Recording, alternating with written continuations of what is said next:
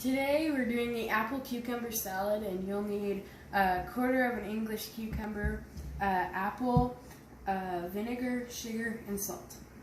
So first you want to wash the cucumber and apple, and then you chop up cucumber.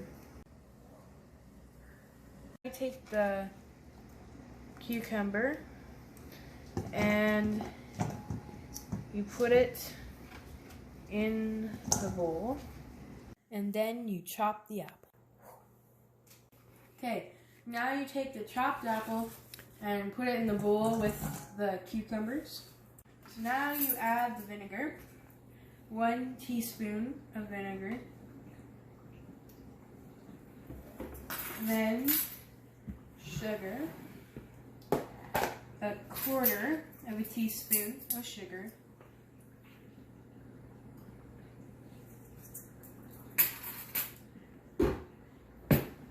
and just a pinch of salt.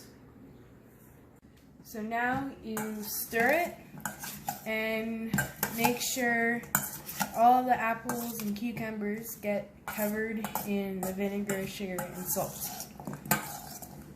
And there you have your salad.